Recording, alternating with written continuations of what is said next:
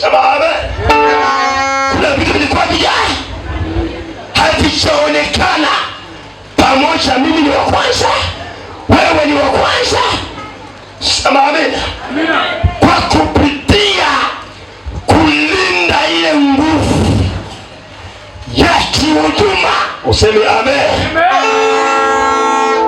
Halo.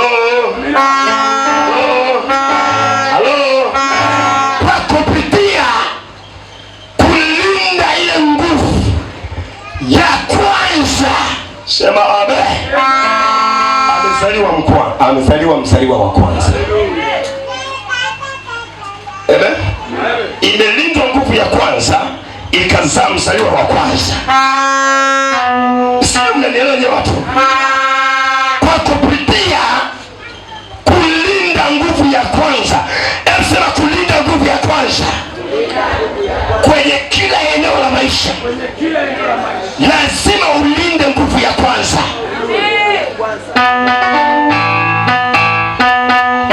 Wachungaji, kwenye maisha ya kihuduma tunaweza kuona matunda makubwa sana kwenye huduma leo. Amen. Lakini sababu ya haya matunda kuwa makubwa, hata kama kuna mtu anatoa sadaka milioni 1, lakini siri ya ile sadaka ni ile nguvu ya kwanza. Ni ile nguvu. Ukiwa na watu wawili, ukiwa na mtu mmoja, ukiwa na watu watatu, ndio nguvu ambayo leo inakuja kuzaa matunda. Sema amen. Ukishindwa kulinda nguvu ya kwanza, kila jambo limeharibika. Sema amen. Sema amen. Sema amen. Sema amen. Kwa sababu inayofanya tufanye tamasha hili, sema amina, ni kumrudishia Mungu mzaliwa wake wa kwanza. Iyo kwaya ya kinabii ni mzaliwa wa kwanza, kisima cha uzima. Tokea Mwanza imesimama, haijawahi kusimama. Tokea wahubiri wamehubiri, haijawahi kuonekana. Tokea waasisi wa makanisa wameanza, haijawahi kutokea. Wakati wanabii Kapanga imetokea, na kama imetokea, lazima mrudishie Mungu aliye hai.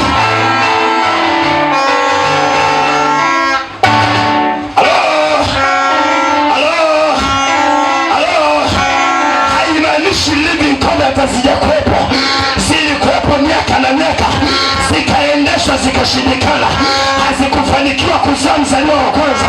Inaitwa kwaya ya kisima cha uzima, inaitwa kwaya ya sauti ya kinabii. Lakini kupitia madhabahu hii ambayo nabii Kassim Yesu aliikanyaga mwanzoni, imelindwa nguvu ya safari, nayo ni nguvu ya kwanza, na matokeo yake amesimama mzaliwa wa kwanza kwenye timu ya watoto. Amesimama mzaliwa wa kwanza kwenye idara ya Mungu.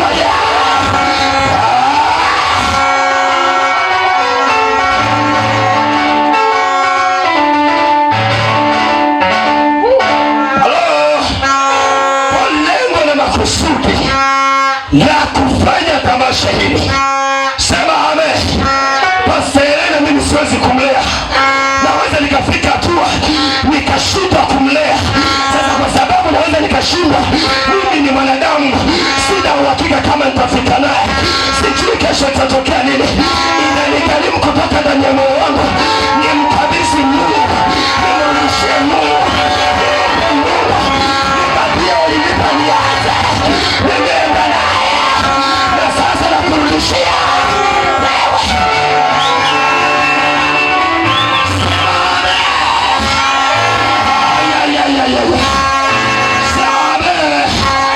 Wanaweza kuwa hawajui watatawalaje. Sema amen. Sema amen. Mtoto wangu wewe unasema nimechomeka flashi, halafu inasomeka kwa watu wote.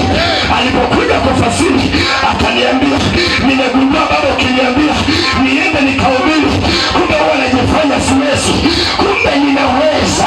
Na mimi nikamwambia hivi, ukate sikate, ukakwenda unapotakiwa, ulie usilie, unakwenda unapotakiwa, upende usipende.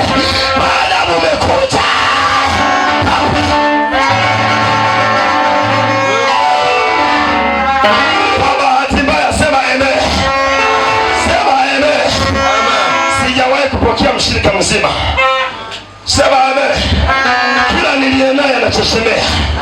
Kwa Kiswahili kingine, manake jukumu nililopewa tofauti na mapasta wenzangu, jukumu nililopewa tofauti na manabii wenzangu. Mimi nachukua vile vilivyopigika sana, halafu naanza navyo.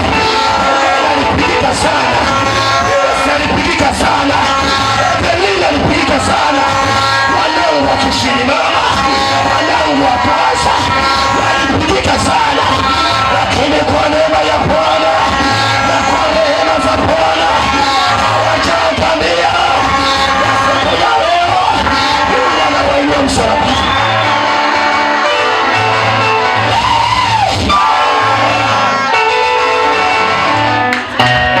Kwa hiyo hii sababu inanifanya mimi nimwachie Mungu.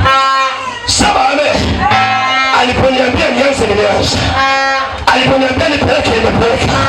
Sasa nimevitoa nje, na kama nimevitoa nje kama kuhani, nijue vitakwendaje, nijue vitasimamaje.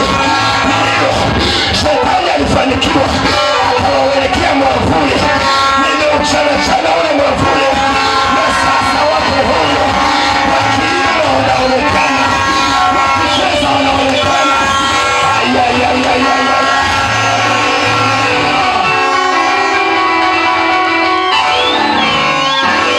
Unaona kinaweza wametoka kule Bunda wanavifafa kama vyote. Sema amen.